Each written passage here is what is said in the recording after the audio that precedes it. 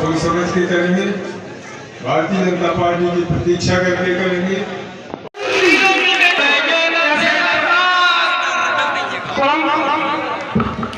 आदरणीय श्री प्रसाद सिंह जी का भव्य स्वागत यहाँ हमारे बड़ी बाला के सभी लोगों से तालियां बजाकर उनका भव्य स्वागत करें और फूलों की वर्षा के साथ हमारे सम्मानित श्री प्रसाद सिंह जी जो हम सबके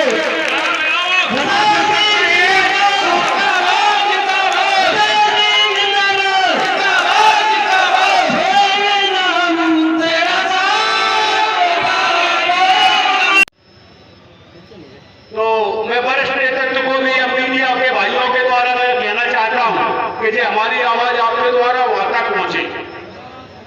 यदि ऐसा ही बेहतर रहा तो 35 साल तो हो गए और 35 साल कभी भी भारतीय जनता पार्टी नहीं जीत पाएगी।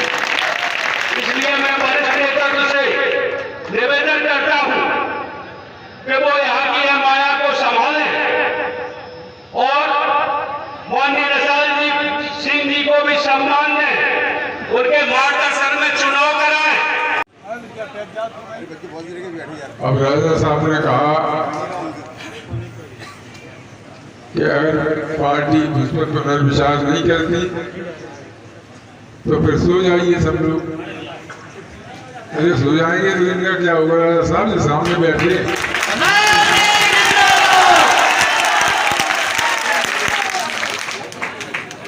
हमने कार्यकर्ताओं की पीड़ा देखी है, उनकी तकलीफ देखी है और कार्यकर्ताओं के साथ कैसे लड़ा जाता है, कैसे उनका सहयोग किया जाता है और कैसे दुखी कार्यकर्ताओं के आंसू पहुंचे जाते हैं। ये मैंने 10 साल किया है। और 2 दिन पहले आदरणीय भुजबल सिंह जी ने हमें फोन करके बताया था, एक पोस्ट भी हमें भेजी थी कि भाई साहब सबको बुला रहे हैं, सबको याद कर रहे हैं और सब कार्यकर्ताओं से मिलकर बात करना चाहते हैं, बैठना चाहते हैं। तो हमने उनसे कहा कि आ जाएंगे। इस बीच में भाई साहब का भी फोन आया, तो भाई साहब से हमने कहा कि हमारे उस दिन हमारे आज जो आपने तारीख रखी है हमारे परिवार में कार्यक्रम है, क्योंकि तनाज़ें चल रही हैं और बुजुर्गों की है। और पिछले 3 वर्ष पूर्व महाराज सिंधिया के साथ, ज्योतिरादित्य सिंधिया के साथ जो प्रदेश में कुशासन चल रहा था उसको दूर करने के लिए खास करके लाहौर में जो गलत काम चल रहे थे, जो नेता प्रतिपक्ष के कारण लोग परेशान थे। अरे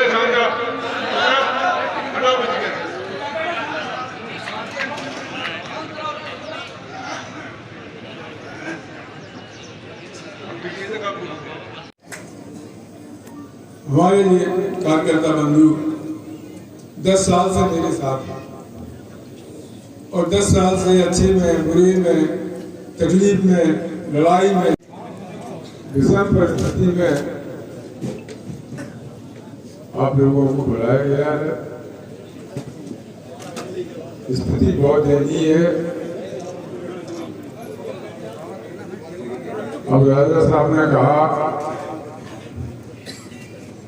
कि अगर पार्टी मुझ पर पुनर्विचार नहीं करती तो फिर सो जाएंगे सब लोग। सो जाएंगे तो इनका क्या होगा? राजा साहब सामने बैठे,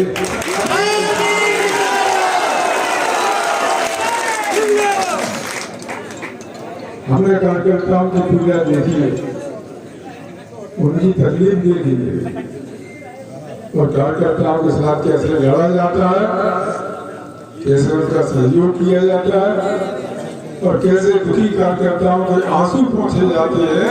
कि मैंने 10 साल में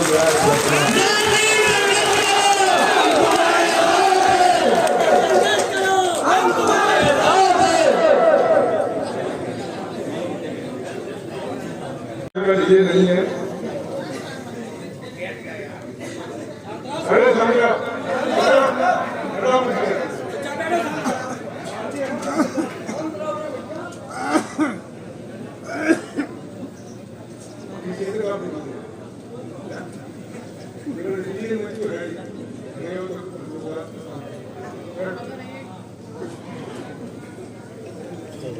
अब समस्या ये है कि भाई 10 साल से कांग्रेस से तो हम लड़ाई लड़ रहे हैं, 10 साल हो गए लड़ते हैं।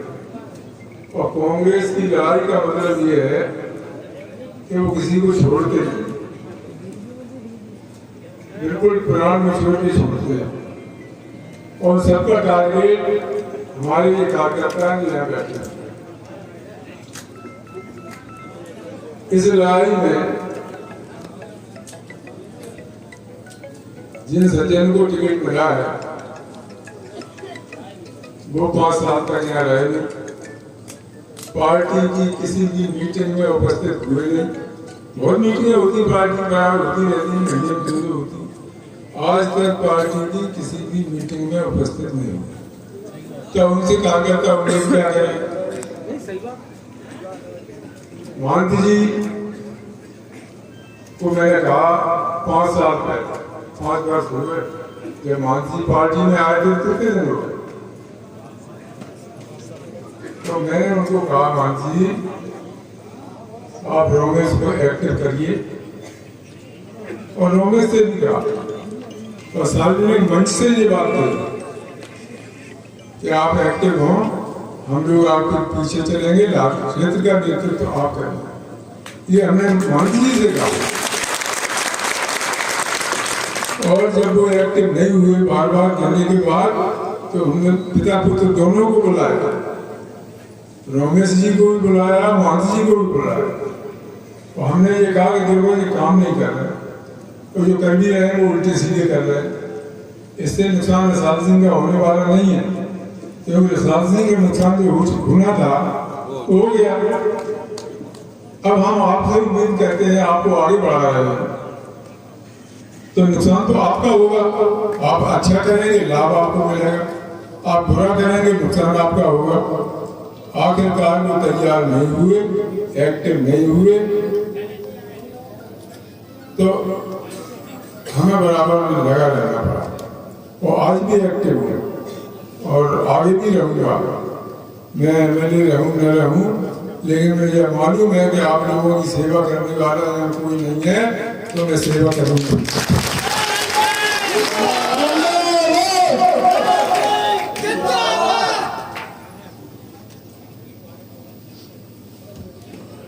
आज के इस कार्यक्रम का हेतु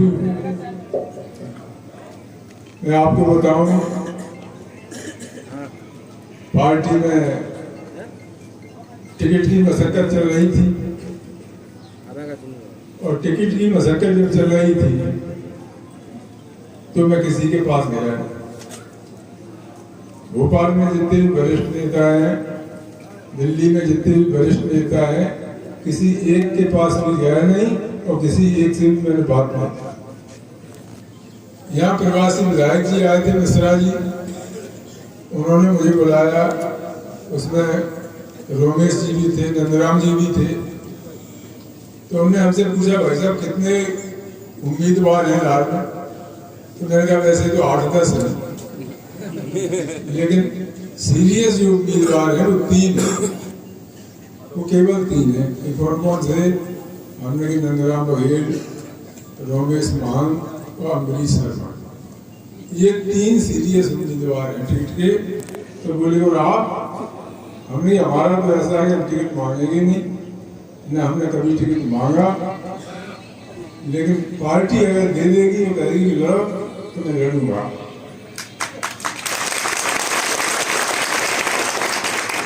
और इसलिए मैंने किसी से टिकट मांगा नहीं। अब टिकट की बात क्यों चली, उम्मीद क्यों हुई कि लड़ना पड़ेगा?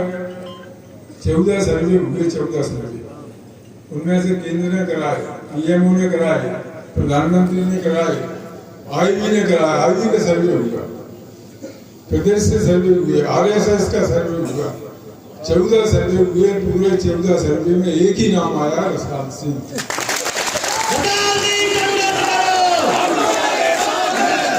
अरे 14 सर्वे में से अगर एक सर्वे में भी अम्बरीश शर्मा आ जाते तो चलो कहते थे भाई एक सर्वे में तो आया उसका, एक भी सर्वे में नाम नहीं आया। विधायक जी की रिपोर्ट गई, प्रवासी विधायक जी आए थे, उनको अपने वहां से भेजा गया था कि आपकी जो रिपोर्ट होगी उस पर हम ईमानदारी से काम करेंगे, उसको खारिज कर दिए, सारे सर्वे खारिज कर दिए। मुख्यमंत्री नरेंद्र सिंह जी तोमर, सिंधिया जी, उमा भारती, इनको सबको खारिज कर दिया। सब कह रहे थे, सभी कह रहे थे साल सिंह को लड़ाओ, साल सिंह को लड़ाओ। मुख्यमंत्री की नहीं सुनी गई, नरेंद्र सिंह तोमर की नहीं सुनी गई, उमा भारती की नहीं सुनी गई और सिंधिया जी की नहीं सुनी गई। सिंधिया जी की प्रतिष्ठा में नहीं ला, गालियां देता है सिंधिया जी कांग्रेस वाला, और इसलिए उनकी प्रतिष्ठा थी लाल। उन्होंने पार्टी से कहा कि देखो लाल में मेरी प्रतिष्ठा है, मेरी प्रतिष्ठा बचाइए आप और साल सिंह को लड़ाइए, पर नहीं सुनी गई, नहीं सुनी। अब क्या माने? अरे पैसे से टिकट तो मिल जाएगा, बहुत बड़ी बात नहीं है टिकट लेना।